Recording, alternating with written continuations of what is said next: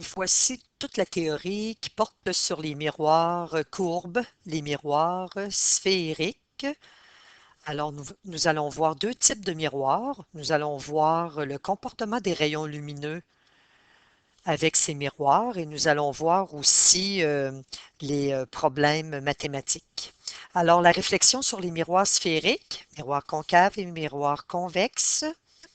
Alors, les miroirs courbes, qu'on appelle aussi des miroirs sphériques, sont générés par la rotation de certaines figures géométriques. Par exemple, lorsque nous avons un miroir qui est sphérique, alors c'est un cercle tout simplement qui va générer ce type de miroir-là.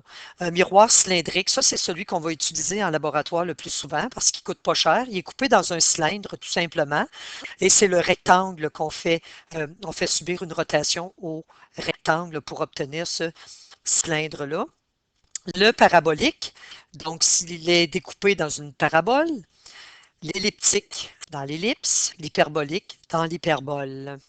Alors, un petit exemple ici, si nous avons le petit cylindre, le petit miroir cylindrique, donc on coupe, c'est comme une partie du cylindre que nous coupons, et en fait, ça génère, donc c'est comme un rectangle. On sait qu'un cylindre, par exemple, en mathématiques, on l'a vu, que c'était tout simplement un rectangle avec deux cercles pour la base. Donc, on enroule tout simplement le rectangle autour des deux cercles. Alors, le miroir qui est cylindrique, ben, c'est une partie de ce rectangle-là qui est tout simplement enroulé. Le miroir concave. Donc, on va commencer par lui. Il a un synonyme. On l'appelle aussi le miroir convergent. Donc, en laboratoire, vous avez observé le comportement des rayons lumineux qui frappaient ce type de miroir-là. Alors, il fait converger les rayons lumineux parallèles à son axe principal en un même point, donc qui est le foyer. L'axe principal, c'est un axe imaginaire, donc on l'appelle l'axe de symétrie du miroir. On va aller le dessiner tantôt sur un miroir. Donc ici, le dessin n'est pas ce qu'il y a de mieux, mais lorsqu'on a, par exemple, des rayons parallèles incidents, donc des rayons incidents parallèles qui frappent le miroir concave, alors ils sont réfléchis en un point qui est le foyer. Donc on voit ici, supposons qu'on oriente nos rayons réfléchis. Et ici, c'est l'axe principal qui est un axe imaginaire, en fait, qui passe par le centre géométrique du miroir. On va voir qu'il y a aussi un centre de courbure, un foyer, et le sommet du miroir. Nous allons voir toutes ces informations-là.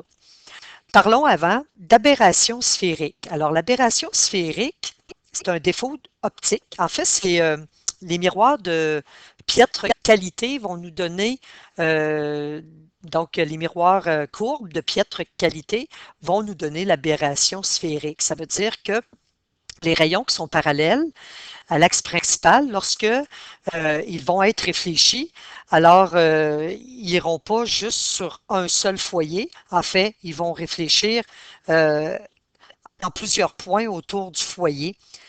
Donc, la forme idéale pour éviter l'aberration sphérique pour un miroir sphérique, c'est la forme parabolique, un peu comme les antennes paraboliques pour capter, admettons, les postes de télévision, ceux qui ont ce type d'antenne-là. Alors, c'est des antennes vraiment paraboliques pour avoir vraiment les signaux qui sont captés au foyer. Donc, lorsqu'on parle d'aberration, voici un exemple. Les rayons sont parallèles et lorsque on a la réflexion sur le miroir, on voit qu'ils n'arrivent pas tous au foyer. Donc, il y en a qui sont un peu décalés. En fait, avec les miroirs, par exemple, sphériques, c'est lorsque, avec le rayon incident, on s'éloigne, on est un petit peu trop sur le bord du rayon. On a même observé ça en laboratoire. Donc, il faut plus se concentrer au niveau du centre. Et à ce moment-là, ben, l'aberration, on ne la voit pas bien. On ne la voit plus ou presque pas. Euh, les miroirs concaves, ça fait partie de notre vie. Donc, les miroirs concaves, vous en avez sûrement un à la maison. C'est celui qui vous permet de grossir votre visage. On pense par exemple au miroir pour se maquiller. Lorsque vous allez chez le dentiste, le miroir grossissant, lorsque le dentiste regarde vos dents, c'est un miroir qui est concave. Vous avez aussi le four solaire qui peut être fait avec des miroirs concaves. Ça concentre l'énergie du soleil. On a aussi des télescopes qui ont des miroirs concaves, même des miroirs liquides. Donc, c'est un liquide donc, qui va être utilisé dans ce type de télescope-là. Le creux d'une cuillère, tout simplement, ça nous montre la concavité. Donc, il y a plusieurs exemples qu'on retrouve dans la vie. Euh, on va voir par la suite un exemple ici, lorsqu'on a le miroir parabolique. Alors, les rayons incidents sont bien réfléchis en un seul point qui est le foyer. Donc, l'aberration sphérique disparaît avec ce type de miroir-là. Les points principaux d'un miroir sphérique. Tantôt, j'ai parlé de l'axe principal. Donc, on va donner tous les points. On va se donner du vocabulaire, n'est-ce pas?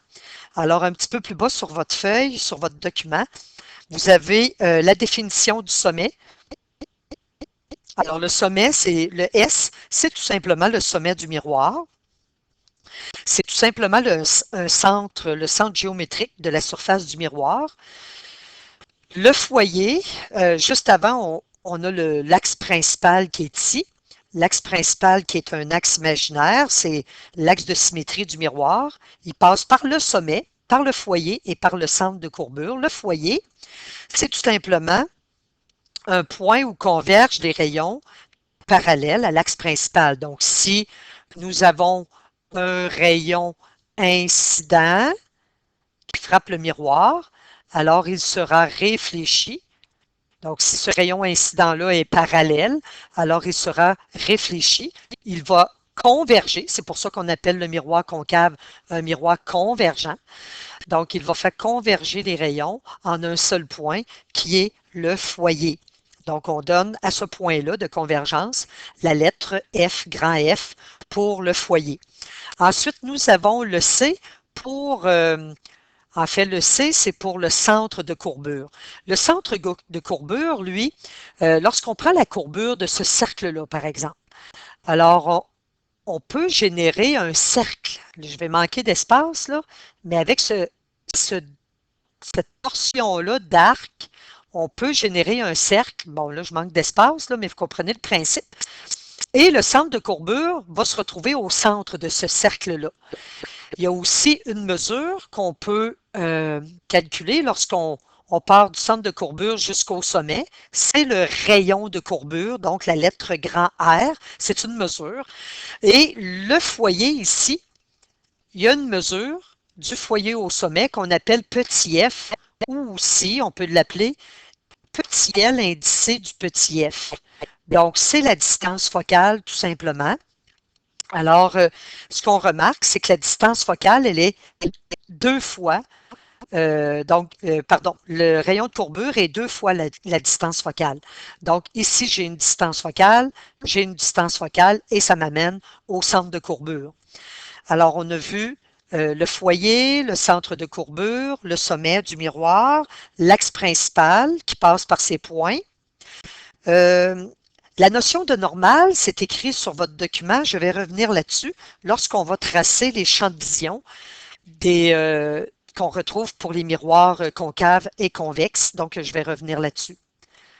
Alors, ici, ce que nous avons, c'est... ah oui, je reviens.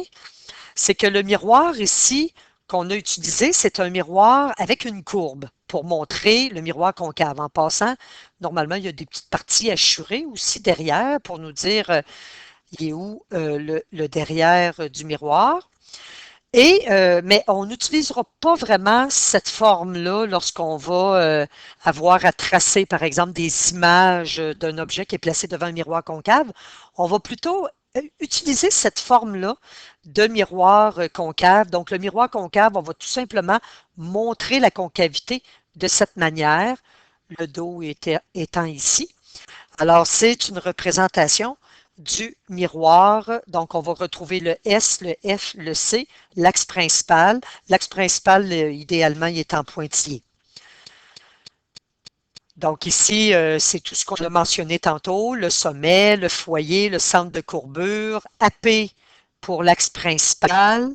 Et nous avons par la suite le petit f, ou on peut l'écrire aussi, le petit L indicé du petit f, qui est la distance focale, c'est une mesure.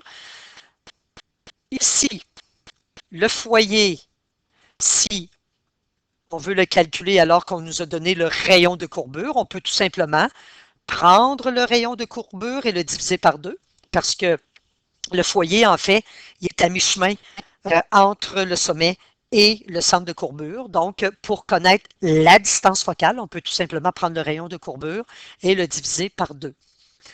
On a la notion de normale, je vais y revenir plus tard. Alors, le miroir convexe maintenant. Un synonyme de miroir convexe, c'est qu'il est divergent parce qu'il fait diverger les rayons, comme on a observé en laboratoire. Alors, ceux qui sont parallèles vont diverger. Donc, lorsque vous avez un rayon qui frappe, donc qui est parallèle à l'axe principal et qui frappe le miroir, alors il diverge, donc il s'éloigne. Donc, il ne vient pas rejoindre, comme pour le miroir concave, un point ici devant le miroir. Par contre, les rayons réfléchis divergent, ils s'éloignent. Mais si on prolonge leur rayon, donc si on prolonge le rayon réfléchi, on arrive en un point ici qui est le foyer. Donc, pour un miroir qui va être convexe, donc un miroir divergent, c'est tout simplement le foyer et le centre de courbure qui vont se retrouver derrière le miroir. Donc, on l'a identifié ici, on peut le souligner. Donc, le centre de courbure et le foyer sont derrière le miroir pour un miroir qui est convexe. Ce type de miroir-là, en fait, on va le voir un petit peu plus tard, il nous donne un seul type d'image et celui-là, on le retrouve par exemple au niveau le miroir des automobiles, le miroir du passager, là, celui qu'on a sur la portière du passager à l'extérieur de l'auto. Les miroirs de dépanneurs, hein, qu'on retrouve chez les dépanneurs, ce sont des miroirs qui nous donnent un grand champ de vision. On va pouvoir le tracer tantôt. Le dos d'une cuillère, les miroirs qu'on a après les autobus aussi. Donc, il y a plein d'exemples où on retrouve les miroirs qui sont convexes. Alors ici, en pointillé, ce qui est derrière, finalement, le miroir, c'est le prolongement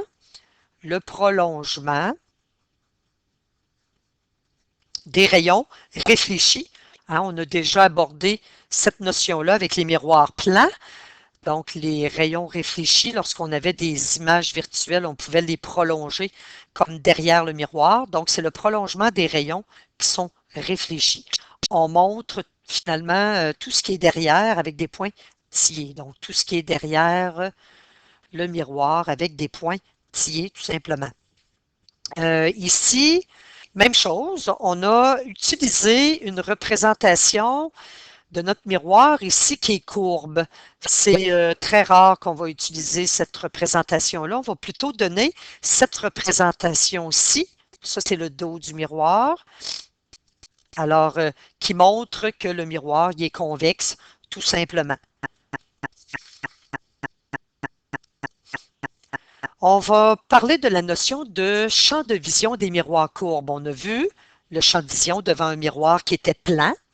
On a vu que plus le miroir est grand, plus le champ de vision est grand. Avec les miroirs plans, on a vu aussi que la distance de l'observateur au miroir, ça l'influençait le champ de vision. Maintenant, on va voir le champ de vision. On va commencer par le miroir convexe, le miroir convergent. Le miroir, finalement, qu'on retrouve dans les dépanneurs, par exemple.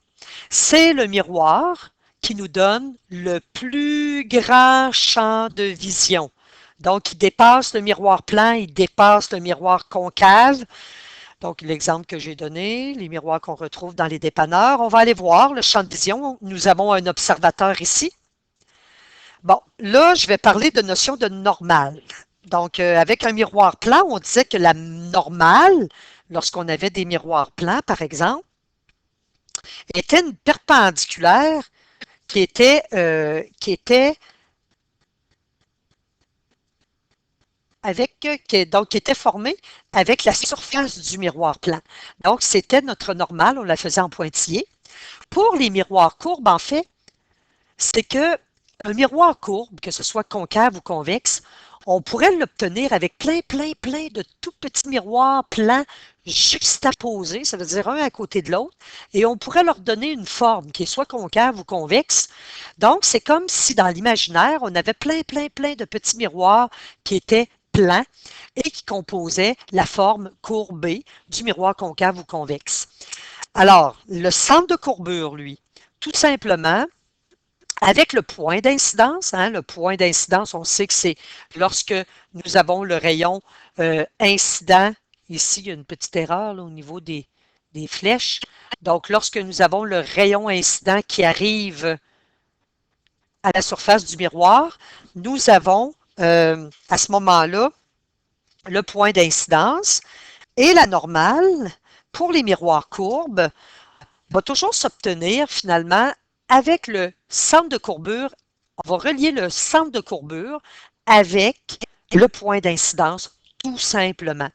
Alors ici, le rayon réfléchi vient crever l'œil de notre observateur. Nous avons les rayons incidents. Donc, si on mesure, par exemple, les angles ici, la normale est ici. Donc, on a défini que la normale pour les miroirs courbes, ça relie le point d'incidence avec le centre de courbure. Donc, on a juste à mesurer l'angle ici. Il va être le même ici. Même chose ici, on va avoir la normale qui relie le point d'incidence au centre de courbure. Nous avons juste à mesurer l'angle ici. C'est le même que l'angle d'incidence. Alors, c'est les mêmes lois qu'on applique pour les miroirs plans. Donc, c'est tout simplement que la normale n'est pas perpendiculaire à la surface, mais c'est comme dans l'imaginaire, c'est comme si, en passant par le centre de courbure, il y a quand même cette ligne est perpendiculaire, mais un tout petit miroir plan qui est ce qui forme le miroir courbe. Alors, ce qu'on a constaté avec les miroirs plans, le champ de vision, c'était tous les objets qui étaient placés en sandwich entre les deux rayons incidents. Alors ici, on va aller chercher des petits objets. Si j'ai un objet qui est ici, l'observateur va le voir. Si j'ai un objet qui est ici aussi, donc plusieurs objets. Par contre, si c'est ici, l'observateur ne pourra pas le voir parce que nos rayons incidents se retrouvent ici. Il faut retrouver vraiment en sandwich. Je vais le mettre en bleu. Donc, c'est vraiment grand, là, un champ de vision avec ce type de miroir-là. Et voilà, donc c'est très grand. Donc, on le voit, tous les objets qui vont se retrouver finalement dans cette zone-là. Puis là, on peut prolonger les rayons incidents. Donc, ça augmente le champ de vision là, sur papier lorsqu'on le dessine. Ensuite, on va aller faire un petit exemple ici. J'ai un observateur, mais cette fois-ci, il est positionné différemment. Petite note, hein, la normale passe par le centre de courbure et le point d'incidence. On va se le noter. Hein, la normale passe par le centre de courbure, donc par C, on va juste écrire C, et le point d'incidence. Donc, passe par le centre de courbure et le point d'incidence. Donc, on se rappelle, on retient ça, cette notion-là. Je vais juste dessiner mon C un peu mieux. Donc, on va y procéder maintenant au champ de vision de l'observateur. Donc, je n'ai pas dessiné les objets, mais on aurait pu en dessiner plein tout autour du miroir. Alors, si on dessine notre champ de vision, de quelle manière on va procéder? Alors, on va procéder de la façon suivante, comme on faisait pour les miroirs plats. Nous allons localiser notre extrémité de notre miroir et nous venons au centre de la pupille avec un rayon réfléchi, crever l'œil de notre observateur. C'est cruel, là? Mais on ne va pas crever réellement l'œil. C'est ce qu'on voit finalement, les objets que nous voyons, hein? C'est des rayons qui nous arrivent à l'œil. Ce n'est pas des rayons incidents qui partent de l'œil, parce que sinon on aurait des lumières, des lampes de poche dans nos yeux. Alors ici, qu'est-ce qu'il nous reste à faire? Donc, on a fait nos deux rayons qui sont réfléchis, qui arrivent à la pupille.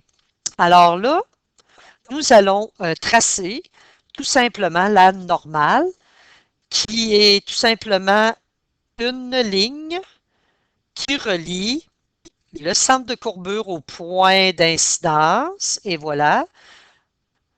normalement, on n'a pas de flèche là, pour le bout, là. C'est parce que je n'ai pas dans mes outils tout simplement les pointillés, donc les lignes pointillées. Par la suite, qu'est-ce qu'il nous reste à faire? Nous allons mesurer avec le rapporteur d'angle. Ça va vous donner autour de 62-63 degrés environ. Hein, on place le centre du rapporteur d'angle sur le point d'incidence et la base du rapporteur d'angle sur la normale.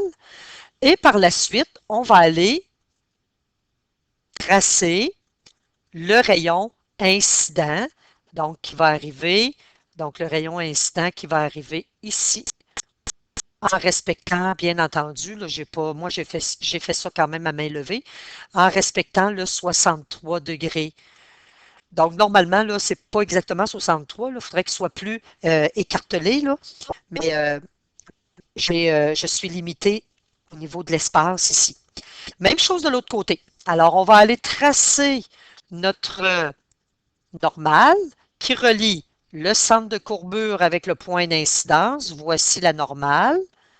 Ensuite, nous allons mesurer avec le rapporteur d'angle l'angle qui est ici.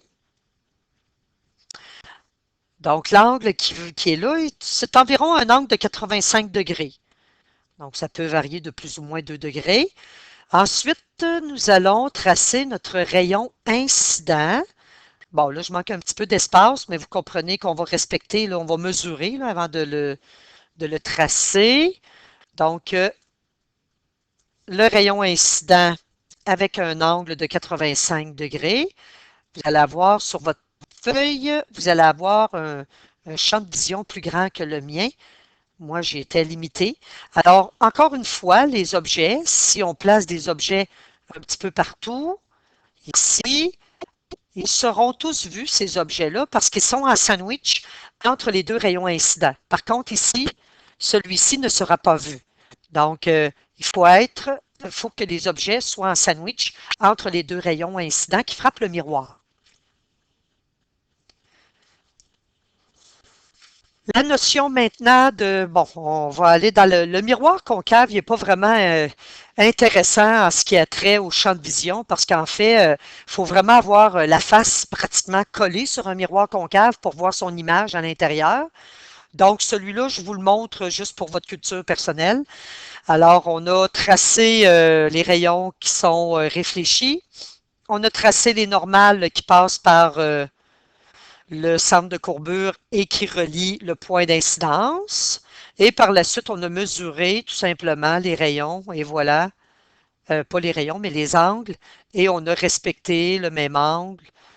Et normalement, le champ de vision il est en sandwich entre les deux rayons incidents, mais ce n'est pas quelque chose qu'on demande. Vous pourrez faire cet exemple-là par vous-même. J'ai mis un observateur ici, donc toujours le même principe. Aux extrémités, on va aller vers l'œil avec deux rayons réfléchis. Ensuite, la normale, donc je peux le faire pour commencer l'ébauche, mais vous pourrez continuer, là. Alors, un rayon réfléchi qui vient à l'œil, un autre rayon réfléchi, comme on faisait avec les miroirs qui étaient plans. Ensuite, on les oriente, ce sont nos rayons réfléchis. Par la suite, on va aller tracer nos normales qui vont relier le point d'incidence au centre de courbure. Donc ici, c'est presque confondu. On fait la même chose de l'autre côté. Donc, vous pourrez terminer, mais ce n'est pas quelque chose qu'on va vous demander. Donc, vous avez les normales. On peut vous demander le champ de vision d'un miroir plan ou d'un miroir convexe, mais pas vraiment pour un miroir qui est concave. Ce n'est pas un miroir intéressant pour les champs de vision. Vous allez comprendre tantôt. Les rayons principaux maintenant. On va se donner des rayons principaux. Pourquoi? Dans le but, qu'est-ce qu'on veut faire finalement? C'est qu'on veut on veut arriver à tracer des images obtenues par ces miroirs-là, les miroirs concaves et les miroirs convexes. Pour ce faire, ça nous prend des rayons qu'on appelle les rayons principaux, les rayons de base finalement. Puis avec ceux-là, on va pouvoir tracer vraiment l'image d'un objet qui est placé devant un miroir. Alors ici, On va commencer par les rayons principaux pour un miroir qui est concave, un miroir convergent, le miroir qui fait converger les rayons. Alors, le rayon incident parallèle, lui, ça va être le premier. Vous avez un dessin un petit peu plus bas. On va aller voir. On peut inscrire numéro 1 ici. Donc, celui que vous voyez sur votre dessin qui est en rouge, finalement, ici, là, parce que j'ai des couleurs, mais sur votre document, c'est en noir et blanc. Donc, on va aller le voir à l'instant. Donc, celui-ci, qui est le numéro 1, le rayon incident, qui est parallèle, ça dit que le rayon incident qui est parallèle à l'axe principal, alors voici un rayon principal, comment il va être réfléchi? En fait, il va être réfléchi en passant par le foyer qui est devant le miroir. Pour les miroirs concaves, le foyer est devant. Le centre de courbure est devant aussi. Bon, là, j'ai fait partir les rayons d'un objet, là. Donc, un objet qui envoie qui envoie des rayons sur la surface du miroir. Donc, ça, c'est notre premier rayon principal. Allons voir le deuxième. Le deuxième, on peut l'inscrire ici. C'est un rayon qui passe par le foyer, mais qui est réfléchi parallèlement. On va aller le voir. Alors, c'est le numéro 2 ici. Alors, on voit très bien qu'il passe par le foyer. C'est le rayon incident qui passe par le foyer. Donc, il faut l'apprendre par cœur. Il faut apprendre ça par cœur, très important, pour être capable, dans quelques minutes, de tracer des images. Alors, le rayon qui passe par le foyer, le rayon incident, va être réfléchi parallèlement à l'axe principal. Et un autre rayon principal, c'est celui qui passe par le centre de courbure. On peut l'appeler le numéro 3 ici. Donc, si on regarde notre dessin, vous n'avez pas de couleur, mais au moins les numéros sont identifiés. Le 3, c'est que le rayon incident passe par le centre de courbure. Mais qu'est-ce qui arrive? C'est qu'il revient sur lui-même. Donc, ça, c'est des rayons, ces rayons-là que nous avons observés en laboratoire avec la source à rayons parallèles et les petits miroirs qui étaient concaves. Alors, nous avons ces trois types de rayons-là. Il y en a d'autres aussi. Il y a les rayons quelconques. On va aller les tracer dans quelques instants. Alors, nous avons, supposons, un rayon quelconque. Ça veut dire que il ne passe pas par le foyer, il n'est pas parallèle, il ne passe pas non plus par le centre de courbure. En fait, il est quelconque. Je vais le dessiner de la manière suivante. Vous pouvez vous le dessiner soit en haut ici ou en bas, peu importe, mais on va le faire un petit peu incliné comme ça. Tiens, voici notre rayon quelconque incident. Alors, si on avait à tracer le rayon réfléchi, alors tout simplement, on va aller respecter la règle de la réflexion qui dit que un rayon incident va former avec la normale un angle d'incidence qui va être égal à l'angle de réflexion. Donc, au point d'incidence, je vais tracer ma normale, je vais la relier, cette normale-là, pas cette normale-là, mais cette ligne-là, avec le centre de courbure. Donc, ici, c'est tout simplement ma normale. Et voilà. Par la suite, il me reste à mesurer. Donc là, ça va vous donner un angle qui va être différent du mien, là. En fait, je ne le mesurerai pas, mais vous prenez le temps de le mesurer. Et par la suite, vous allez pouvoir tracer votre rayon qui va être réfléchi. Donc, il va partir du point d'incidence et il va former avec la normale. Je vais y aller à l'œil, là. Donc, il va former avec la normale le même angle ici. Et voilà. Donc, c'est de cette façon-là. Lorsqu'on a un rayon quelconque, en fait, le rayon quelconque, on va pouvoir l'utiliser aussi dans la formation des images. Ça ne dérange pas. On n'est pas obligé d'utiliser que des rayons principaux. Je vous en donne un autre aussi qui est intéressant comme rayon.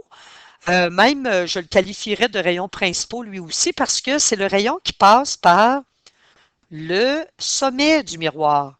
Alors lui, lorsque il est incident au miroir et qui passe par le sommet, alors la normale, ça part du point d'incidence et ça passe par le centre de courbure. Donc la normale, c'est en fait l'axe principal, une partie de l'axe principal. Alors il nous suffit juste de mesurer le rayon ici et par la suite de tracer le rayon réfléchi qui part du point d'incidence et par rapport à la normale, vous allez tracer, vous allez mesurer le même angle. Alors voici, avec le rayon qui passe par le sommet, c'est intéressant. Ça nous donne ce comportement-là qu'on a vérifié aussi en laboratoire. Maintenant, les rayons principaux, mais pour un miroir convexe, un miroir divergent. Alors, même chose, le premier, le numéro 1, c'est le rayon incident qui est parallèle à l'axe principal. Lui, il est réfléchi dans une direction dont le prolongement, c'est le prolongement qui provient du foyer. Donc, on va aller voir.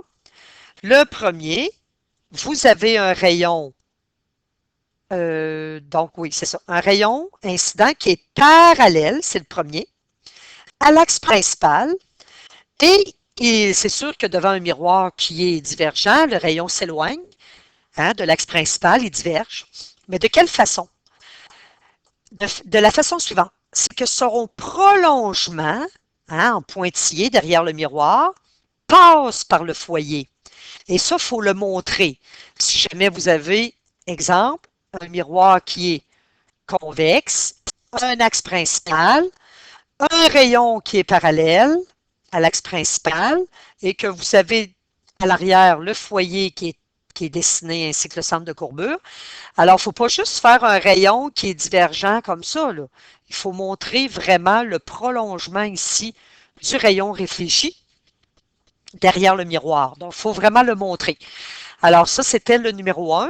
Le numéro 2, donc, c'est le rayon incident dont le prolongement passe par le foyer. Il est réfléchi de façon parallèle à l'axe principal. Alors, c'est le numéro 2. Allons le voir. Alors, c'est celui qui passe lorsque on... c'est le bleu ici, là, le 2. Donc, le rayon incident, si on fait son prolongement, il passe par le foyer. Alors, à ce moment-là, lorsqu'on constate, et là, dessinez-le, vous alignez votre règle avec le rayon incident, dessinez vos petits pointillés, ils arrivent avec le foyer, ces petits pointillés-là. À ce moment-là, le rayon va être réfléchi parallèle à l'axe principal.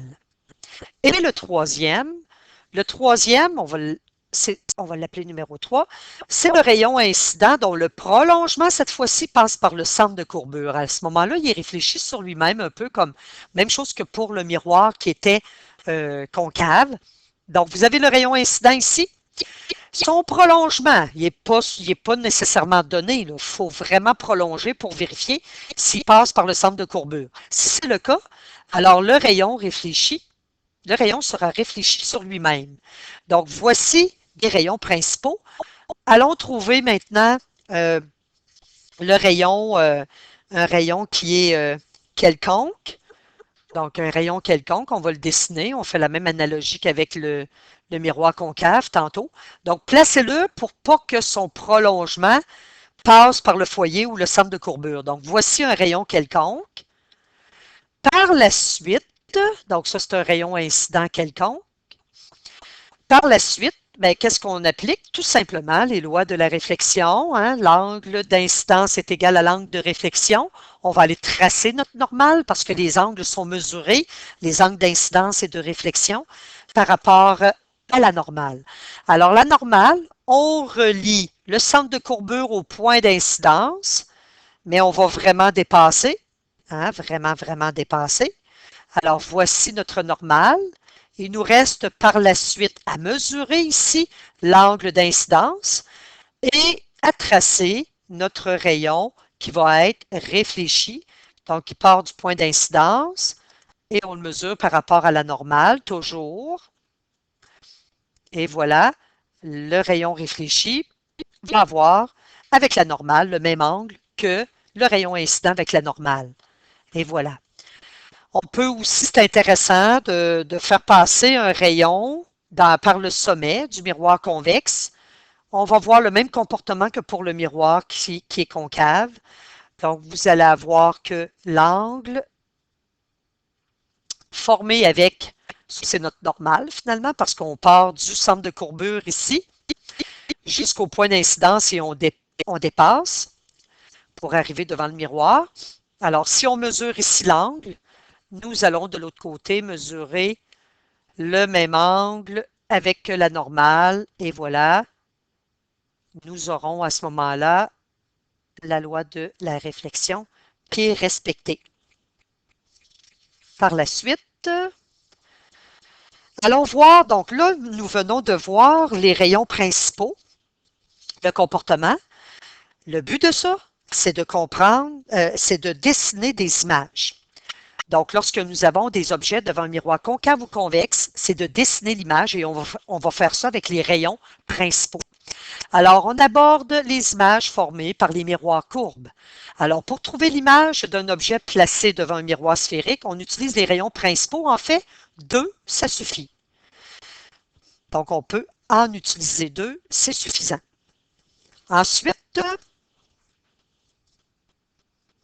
nous allons voir un tableau dans quelques instants qui va nous résumer pour le miroir concave.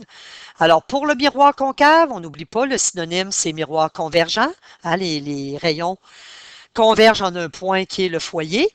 On va voir les caractéristiques de l'image. Alors, les caractéristiques de l'image, si l'objet est au-delà du foyer, ça veut dire que vous avez, exemple, votre miroir concave, vous avez votre foyer ici, vous avez le centre de courbure.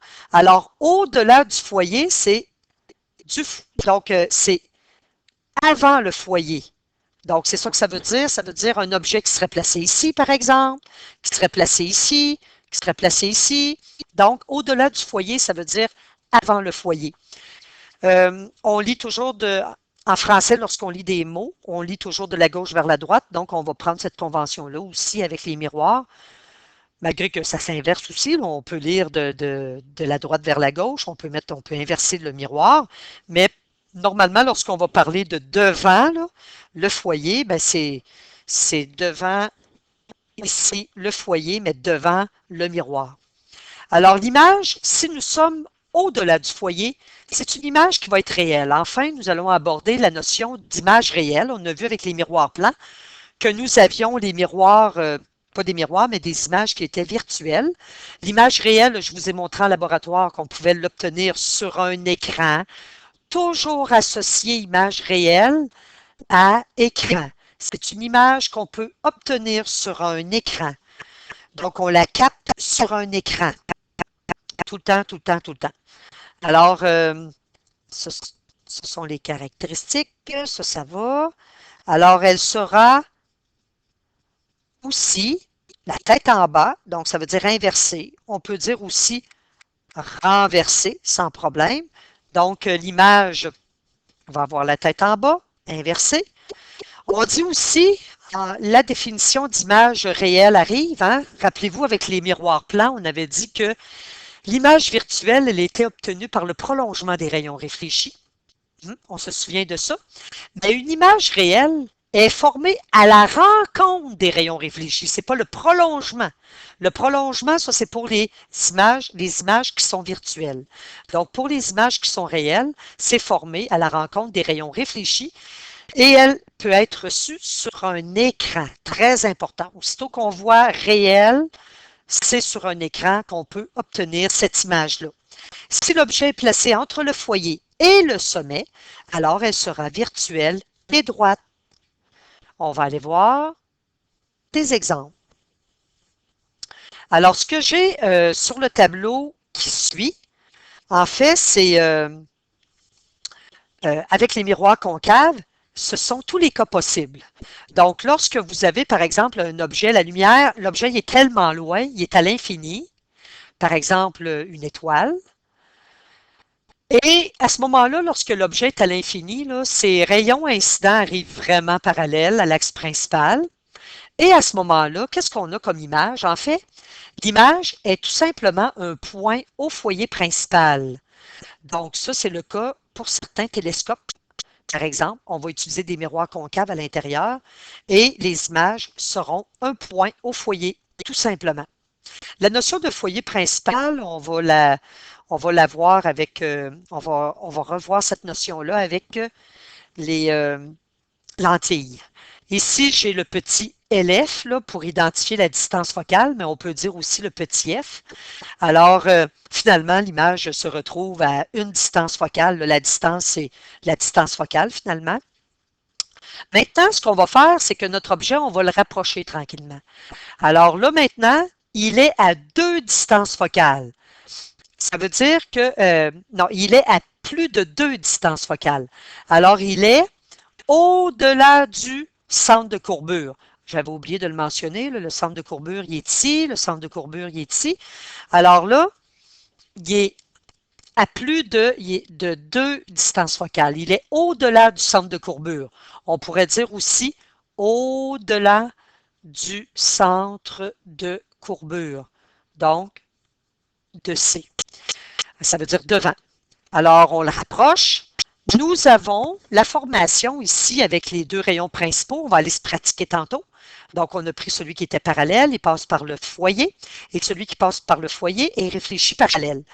Et lorsqu'on parlait tantôt d'une image réelle, c'est une image qui est obtenue par le point de rencontre des rayons réfléchis. Ce n'est pas leur prolongement comme on voyait avec les miroirs qui étaient plans.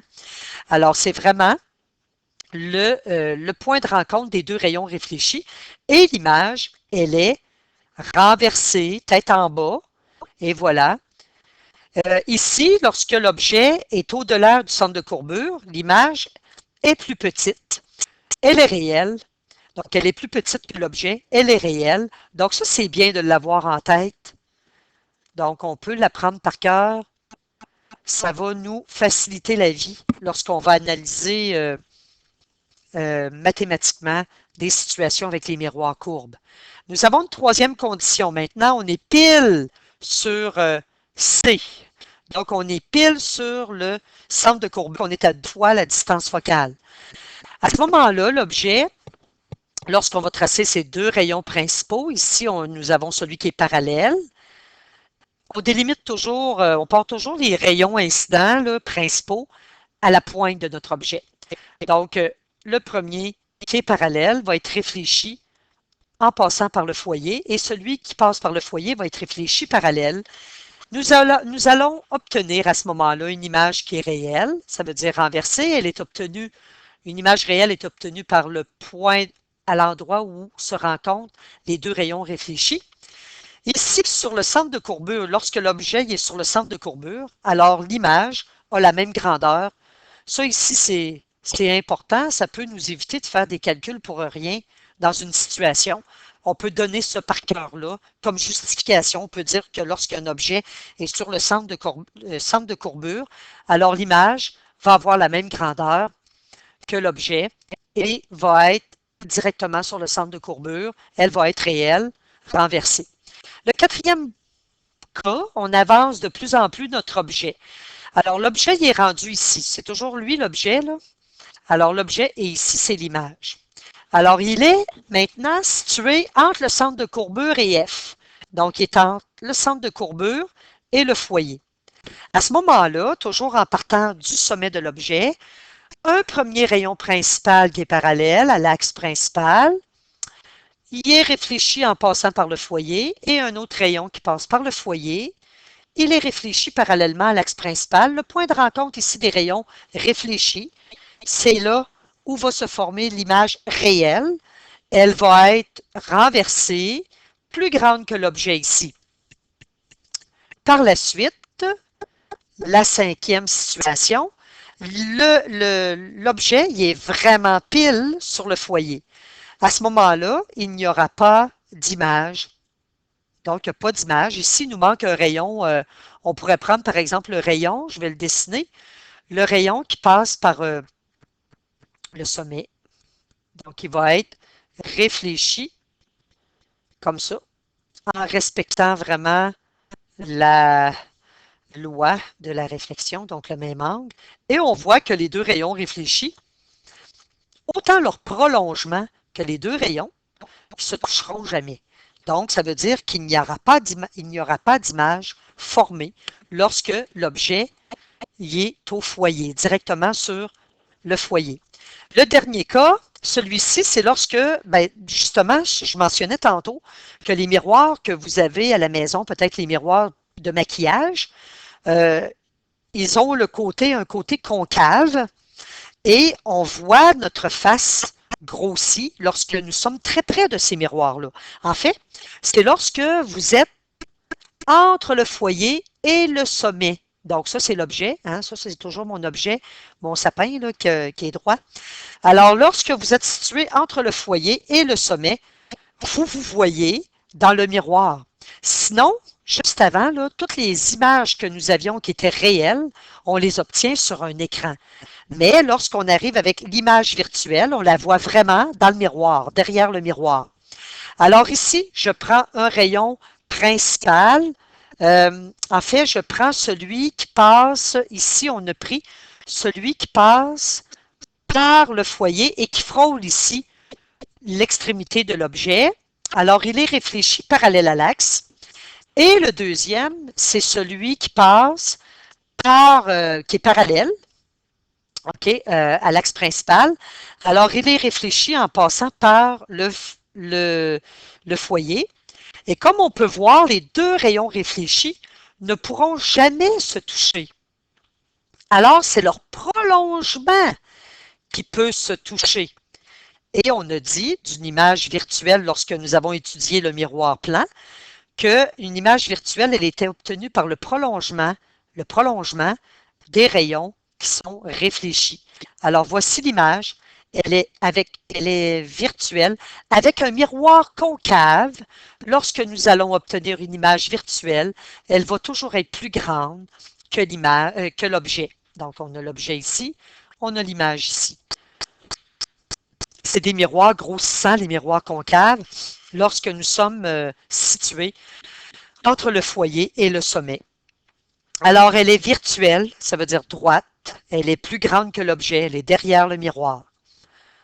Donc, voici toutes les possibilités. On va aller se pratiquer. Maintenant, on va aller se pratiquer à tracer des images. Tout simplement, on n'oublie pas que c'est avec deux rayons principaux. On peut en prendre un troisième, mais ce n'est pas vraiment nécessaire. Donc, deux rayons principaux. On peut avec ça tracer l'image d'un objet qui est placé devant un miroir. Ici, mon miroir il est concave, donc c'est un miroir convergent. Il faut apprendre par cœur nos rayons principaux. Alors, on part toujours à la pointe de notre objet et nous faisons un premier rayon principal. Moi, j'aime bien faire celui qui est parallèle à l'axe principal. Voici notre premier rayon principal. Ensuite, il va être réfléchi, on apprend ça par cœur, en passant par le foyer. Et voilà. Donc, il a passé par le foyer. Ça, c'est notre rayon qui est réfléchi. Ça nous prend un autre rayon principal. Vous avez le choix. Vous pouvez utiliser celui qui passe par le centre de courbure. On pourrait utiliser celui qui passe par le foyer. On pourrait même s'amuser à utiliser celui qui passe par le sommet. Alors moi, je vais prendre celui qui passe par le foyer. Un rayon incident qui passe par le foyer. Et voilà, on a appris par cœur qu'il est réfléchi parallèlement à l'axe principal. Alors, il faut être quand même précis. Donc, vous allez... Oups. Donc, vous allez orienter toujours vos rayons aussi, là. Et voilà. Le point de rencontre ici, hein, il est sous l'axe principal. C'est là que va se former l'image qui est réelle. Alors, c'est une image qu'on capterait sur un écran. Donc, ça, c'est l'image. On va aller préciser. Ça, c'est l'objet. Alors, voici l'image. Donc, c'est de cette manière que nous traçons des images d'objets qui sont placés devant un miroir qui est concave. Alors, ici, par notre par cœur, le tableau que nous avons vu tantôt, on savait que lorsque l'objet était au-delà du centre de courbure, alors c'est notre cas ici, l'objet est au-delà du centre de courbure, alors nous avons toujours que l'objet, la hauteur de l'objet, le HO, on a vu ça avec les sténoscopes, donc le HO, ça veut dire la hauteur de l'objet ici, là, le HO. La hauteur de l'image, c'est ici le HI. Alors, on voit que la hauteur de l'objet est toujours plus grande que la hauteur de l'image dans cette situation-là. Faisons une deuxième situation. Alors, l'objet s'est rapproché un peu plus, mais il est encore au-delà du centre de courbure. Oui, c'est ça. Donc, il est au-delà du centre de courbure. Je vais juste retourner ici. Alors, il va augmenter. Oups. Donc, au-delà du centre de courbure, on avait une image qui était plus petite. Alors là, on va rapprocher notre objet, puis on va aller tracer. Alors ici, lorsqu'on va tracer un premier rayon incident à l'extrémité ici, il est parallèle, donc il va être réfléchi en passant par le foyer. Et par la suite, un deuxième rayon incident qui va être réfléchi, il passe par le foyer, qui va être réfléchi en passant par, qui va être réfléchi parallèlement à l'axe principal. On va aller les orienter. Ça, c'est notre objet. Premier rayon principal. Alors, c'est celui qui est parallèle à l'axe principal. Il est réfléchi en passant par le foyer. Donc, c'est pour ça qu'il faut apprendre ça par cœur. Le deuxième rayon principal, il passe par le foyer. Il est réfléchi parallèlement à l'axe principal. Alors, ici, le point de rencontre, c'est l'endroit où va se former notre image. Et voilà l'image qui est formée. On va l'identifier. On identifie tout, en fait. Alors ici, vous avez encore une fois la hauteur de l'objet qui est plus grande que la hauteur de l'image. C'est une image qui est réelle, qu'on capterait sur un écran. On associe toujours réel à écran. Cette image-là, elle est devant le miroir. Devant le miroir. Et elle est plus petite que l'objet. Je n'ai pas inscrit mes propriétés pour l'exemple premier. Là, je vais revenir ici. Alors, on avait que l'objet il est plus grand que l'image, mais c'est une image qui est réelle. Donc, les propriétés, les caractéristiques, c'est bien de les écrire. Donc, on la capte sur un écran, toujours associer ça, réel à l'écran, et c'est devant le miroir. Et voilà. Donc, c'est une image qu'on retrouve devant le miroir. Nous allons faire un troisième exemple. Alors là, ici, nous avons l'objet, cette fois-ci, qui est entre le centre de courbure et le foyer. Oui, donc entre le centre de courbure et le foyer.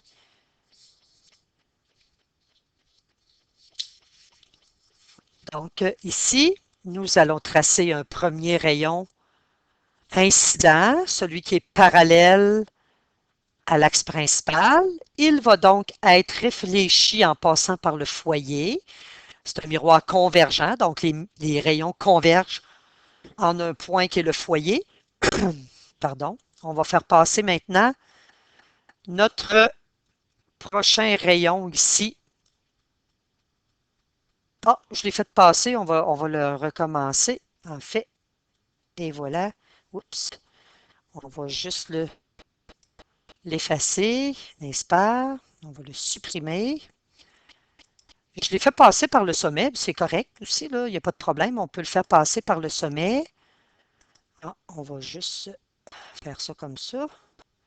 Donc lui, on va le supprimer. Bon, il est un peu petit, alors c'est difficile de le supprimer. Avec la souris, je n'ai pas vraiment de possibilité. On va le rallonger un petit peu, puis on va le couper. Alors, je recommence. Alors, on peut prendre n'importe quel rayon principal. On pourrait prendre celui qui passe par, cette fois-ci, le centre de courbure. Oups, ça va aller un petit peu mieux. Donc, le centre de courbure, il est ici. La seule chose que vous risquez peut-être de manquer, c'est d'espace. Oui, c'est vrai. On va manquer d'espace. On pourrait prendre celui qui passe par le centre de courbure, mais on va manquer. En fait, on n'a plus de miroir, là. Le miroir, il n'est pas assez long. Donc, on va prendre celui qui passe par le sommet. Tiens. Et voilà. celui qui passe par le sommet. On va mesurer l'angle. Il va être à peu près de 25 degrés. Donc, si vous mesurez votre angle ici, ça c'était le premier rayon incident. Le deuxième, si vous mesurez, vous allez retrouver à environ 25 degrés. Et voilà. Ensuite, nous allons le faire réfléchir pour avoir le même angle. Donc, un angle de 25 degrés. Et voilà. Nous allons, si vous prenez ce rayon-là, écrivez vos mesures d'angle toujours. À chaque fois que vous utilisez votre rapporteur d'angle pour mesurer un angle, bien, prenez la peine de l'écrire, la mesure de l'angle. Alors ici, au point de rencontre des deux rayons réfléchis, hein, nous obtenons une image réelle. Alors l'image va être ici, et voilà. Si nous allons dans notre tableau, nous sommes corrects, parce que notre tableau nous dit que lorsque l'objet est situé entre le centre de courbure et le foyer, nous avons une image qui est réelle. Elle est réelle. Elle est aussi, par rapport à l'objet, plus grande. Elle est aussi renversée. J'ai oublié de le mentionner tantôt pour les autres exemples. Donc, on peut l'écrire renversée. Puis, elle est devant aussi le miroir. Devant le miroir. Donc, ce sont les caractéristiques. Les caractéristiques, c'est souvent demandé dans les exercices. Et voilà. Un dernier exemple, c'est lorsque nous avons l'objet qui est situé entre le foyer et le sommet. Si vous avez appris votre par cœur, alors on peut tout de suite dire que l'image sera virtuelle. Elle va être plus grande. Hein, elle va être plus grande, l'image, que l'objet. Et voilà. Elle va être droite. Hein, tout notre par cœur, le tableau, tantôt, nous disait tout ça. Mais par contre, elle va être derrière le miroir. Donc, voici les caractéristiques lorsque nous avons en tête le tableau. On va procéder maintenant avec les rayons principaux. Je vais en prendre un qui est parallèle à l'axe principal, ici. Il va être réfléchi en passant par le foyer. Et voilà. Je vais les orienter. Donc, rayon incident, rayon réfléchi. Je vais en prendre un deuxième. On va prendre celui qui passe par le centre de courbure. Mais on aurait pu prendre celui qui passe par le sommet aussi, pas de problème. Donc, le centre de courbure. Avec le centre de courbure, on va s'aligner pour passer. Oups, je ne me suis pas bien positionné. Alors, je vais recommencer. Oups. On va aller enlever celui-ci et celui-ci. On va recommencer. Là, je vais vraiment m'aligner avec le centre de courbure. Alors, le centre de courbure est l'extrémité de mon objet ici. Alors, vous allez arriver sur le miroir, c'est pas pire. C'est pour ça que je l'ai pris, parce qu'on arrivait sur le miroir. Alors, ce rayon-là, qu'est-ce qui va arriver? C'est qu'il va être réfléchi sur lui-même. Donc, le rayon incident va être réfléchi sur lui-même. Alors, nous avons une image virtuelle.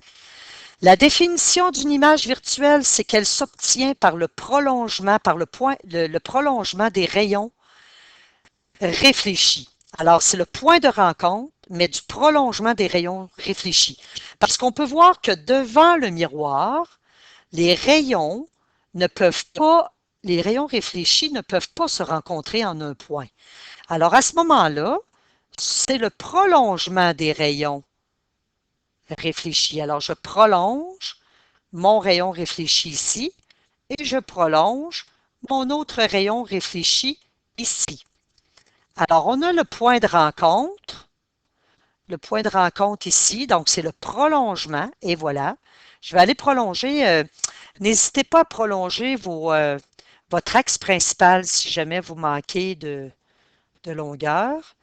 Et voilà, nous allons obtenir une image qui va être virtuelle, qui va être derrière le miroir, qui va être droite. Oups, j'ai un petit peu de difficulté, là. Vous comprenez qu'elle est ici. Donc, elle est formée. Je pars toujours de mon axe principal. Elle est formée ici au point de rencontre du prolongement des deux rayons réfléchis. Et voilà, elle est plus grande que l'objet. Donc, à chaque fois que nous allons avoir un miroir concave et que l'image va être virtuelle, nous allons toujours avoir une image qui est plus grande que l'objet. C'est des miroirs grossissant les miroirs concaves. Maintenant, la même chose, mais avec les miroirs qui sont convexes. Avec les miroirs convexes, on n'oublie pas qu'on les a qualifiés de miroirs divergents. Hein, c'est un synonyme. Les rayons divergent lorsqu'ils sont réfléchis par un miroir qui est convexe. Les caractéristiques, en fait, c'est pas compliqué. Le miroir convexe nous donne un seul type d'image et c'est l'image virtuelle. Alors, on retient par cœur que le miroir concave peut nous donner deux images. L'image réelle, tant et aussi longtemps que l'objet est au-delà du foyer, ou l'image qui est virtuelle lorsque l'objet est placé entre le foyer et le sommet du miroir. Par contre, avec le miroir convexe, que l'objet soit placé au-delà du foyer, au-delà du centre de courbure, entre le foyer et le sommet, nous allons toujours avoir une image virtuelle. En fait, l'image virtuelle est toujours comme derrière le miroir. C'est une image qui va toujours être plus petite. Alors, les miroirs de dépanneur, par exemple, sont convexes. Ils nous donnent un grand champ de vision, comme on a pu voir tantôt. Mais par contre, les images des objets devant ces miroirs-là sont plus petites que l'objet. Et ensuite, ils sont situés aussi entre le foyer et le sommet, mais derrière le miroir. Et c'est plus rapproché du miroir que l'objet. Donc, on va aller voir, on va aller le visualiser tout simplement avec des exemples. Oups, l'exemple ici sur votre feuille, il est plus beau hein, que l'exemple qu'on retrouve ici. En fait, vous avez les grosses pixels. Donc, ici, vous avez, il y a une erreur, là, l'objet est ici. Alors, nous avons une image, pas une image, mais un premier rayon. On a pris, en fait, là, ici, c'est dans ce sens-là. On a pris un premier rayon qui passait, en fait, lorsqu'on a un miroir qui est convexe. La courbure est dans l'autre sens que le miroir qui est concave. Alors, le centre de courbure va se retrouver derrière le miroir. Le foyer va se retrouver derrière le miroir. Le devant du miroir, il est ici. J'ai un objet qui est ici. J'ai un premier rayon qui est incident, qui est ici. Mais son prolongement, je vais le montrer, il passe par le foyer. À ce moment-là, hein, on les a vus, les rayons principaux qui passaient pour un miroir qui était concave, mais on fait la même analogie avec les rayons principaux pour le miroir convexe. On ne peut pas le faire passer par le foyer parce que le foyer n'est pas devant le miroir. Alors, comme le foyer est derrière le miroir, on va s'aligner pour que le prolongement du rayon incident, on s'assure qu'il passe par le foyer. Alors, celui-ci, lorsqu'on s'assure qu'il passe par le foyer, à ce moment-là, il va être réfléchi parallèle à l'axe principal. Le deuxième rayon principal que nous avons pris, c'est celui qui passe par le centre de courbure. Donc, on voit bien que son prolongement passe par son centre de courbure. À ce moment-là, il est réfléchi sur lui-même. Et l'image virtuelle obtenue par un miroir qui est convexe va toujours être plus petite que l'objet. Toujours. Hein, l'image virtuelle qui est obtenue par le miroir concave est toujours plus grande, mais pas avec le miroir convexe. L'image virtuelle qui est obtenue avec un miroir convexe est toujours plus petite que l'objet. Alors ici, on avait vu la définition d'image virtuelle. Elle est obtenue par le prolongement des rayons réfléchis. Alors, j'ai un premier rayon réfléchi ici, je le prolonge. Et j'ai un deuxième rayon réfléchi, je le prolonge. Et voilà, le point de rencontre, il est ici. Vous le voyez beaucoup mieux sur votre document que sur le tableau ici, là. Alors ici, vous avez votre image. Elle est virtuelle. Elle est droite. Donc, si vous allez voir la définition on peut faire l'analogie avec le miroir concave. Lorsqu'elle est virtuelle, elle est derrière le miroir, comme avec les miroirs plans aussi. Hein, le miroir plan nous donnait une image virtuelle qui était derrière le miroir. Aussitôt que vous avez une image virtuelle, c'est derrière le miroir. Vous pouvez l'associer de cette manière-là. Ensuite, vous avez l'image qui est plus petite. Elle est droite aussi. Donc, c'est des caractéristiques qu'on donne à l'image obtenue par un miroir qui est convexe. Allons faire nos propres exemples, ça va aller mieux. Alors, on va se dessiner tout simplement un objet. Un objet. Bon, vous pouvez le faire environ de 1,5 cm en partant ici. Tiens, et voilà. 1,5 cm, ça va être suffisant. Donc, c'est notre objet ici. Nous allons tracer nos deux rayons principaux. Alors, je vais commencer par celui qui est en fait parallèle. Et voilà. Mais il ne faut pas oublier que c'est un miroir divergent. Alors, il va falloir montrer la chose suivante. C'est qu'on sait avec les miroirs concaves, lorsque le rayon était parallèle, le rayon était réfléchi en passant par le foyer qui était devant le miroir concave. Mais là, ici, c'est un miroir convexe. Le foyer est derrière. Alors, il va falloir montrer que son prolongement à notre rayon réfléchi passe par le foyer. Alors ici, on va aller faire plein. Ici, ce ne sera pas des pointillés, là, ça va être plein. Oh mon Dieu, c'est pas vraiment droit, là. Et voilà, votre rayon réfléchi. Alors, vous comprenez le principe. Avec le rayon incident ici, qui frappe le miroir, on sait qu'il va diverger, parce que c'est un miroir qui est divergent, mais son prolongement va passer par le foyer. Donc, il faut le montrer ça en pointillé, ce qui est derrière le miroir. Ensuite, comme autre rayon principal, on peut prendre celui qui passe par le centre de courbure. Alors, j'aurais pu prendre celui qui passe par le sommet aussi, sans problème. Par le sommet, ici, je peux le faire, tiens. Le sommet, il y a le même comportement en fait que pour les miroirs qui sont concaves. Et voilà. Donc, nous avons, on l'avait, est-ce qu'on l'avait vu? Oui, on l'avait vu. Alors ici, tout simplement, on peut prolonger. On va prolonger avec des pointillés. Juste avant, on va orienter, pardon. Et voilà, le rayon instant, le rayon réfléchi. Alors, on peut voir que les deux rayons réfléchis ne pourront, devant le miroir, se rencontrer, ne pourront jamais se rencontrer. À ce moment-là, comme les deux rayons réfléchis ne peuvent pas se rencontrer en un point, ça ne peut pas donner une image réelle. À ce moment-là, c'est leur prolongement.